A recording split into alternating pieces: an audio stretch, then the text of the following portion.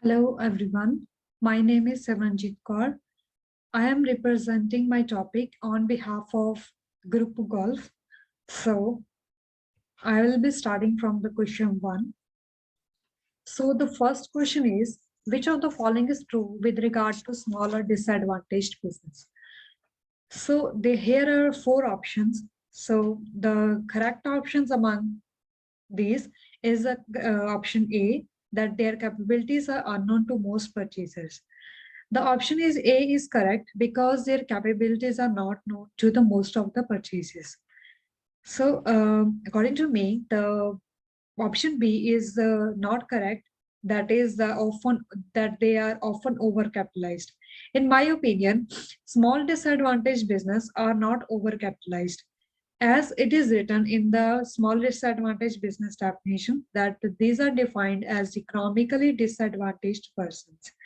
It means that economically disadvantaged persons are those persons whose ability to compete in a business has been impaired due to the diminished capital and credit opportunities as compared to those who are not economically disadvantaged. So the option C is not correct because small disadvantaged businesses are the persons who are socially disadvantaged persons. So they are not strongly represented in most industrial areas because the socially disadvantaged persons are itself represented as the social disadvantage means the persons, those who have been subjected to racial or ethnic bias within American society. So the fourth option that they are continuing to expand their business to meet their corporate needs, this option is incorrect because the government says that firm must be small according to SBA's size and standards. So moving on to the next question.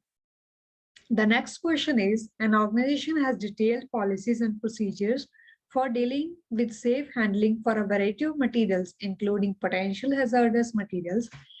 In order to maintain employee awareness, which of the following is most important? We need to take out them which is most important. So option D is here is correct answer because conducting ongoing training and posting safety data sheets as needed to maintain safety handling of various materials, including potential hazardous materials. One should have go thorough training session and safety measurements should be provided by the company. So here option C is incorrect because the company has to take the best safety options and do not compare with others. So option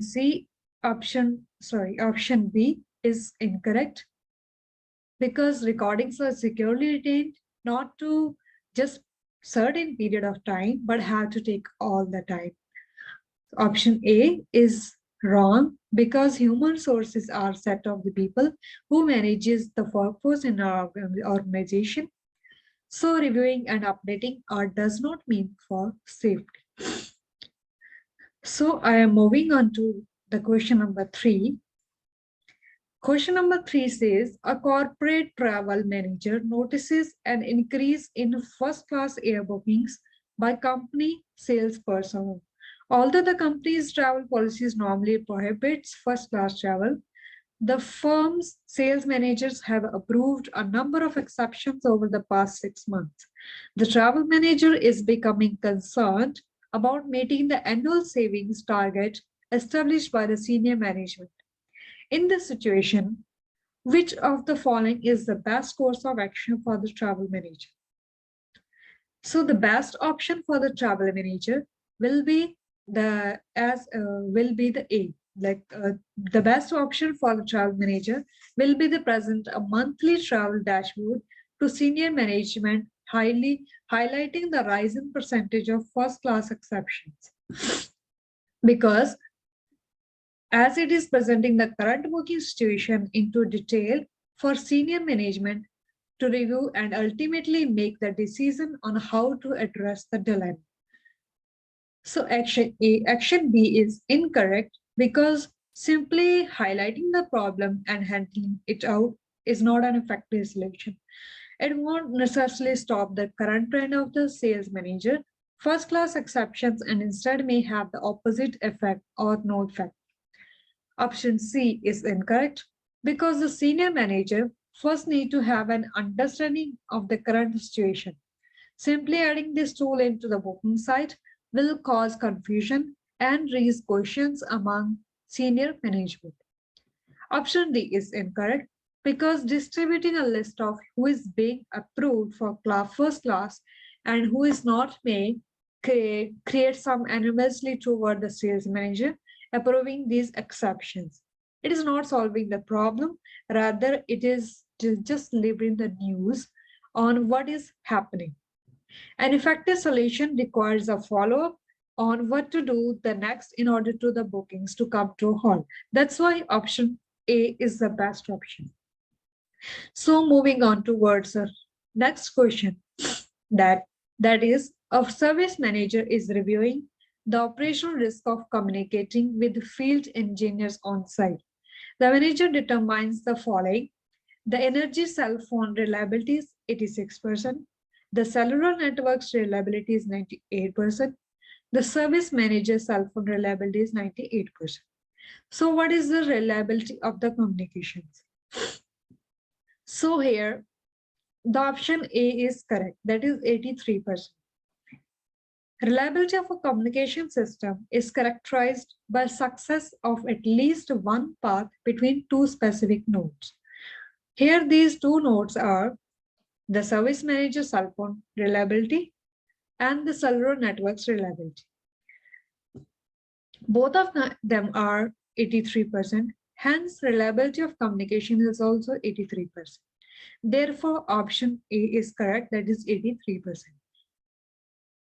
Because the calculation, the another one is incorrect because of the calculation, that is 98 multiplied by 94 multiplied by 86 is equal to 83. Moving on towards the next question.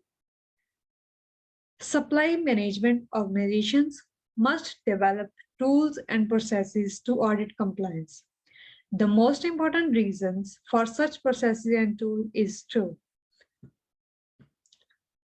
meet the needs of the audit group of corporate headquarters or ensure standardization of policies throughout the supply management organization, or provide a benchmark for the company to use when working with the organization within the same industry.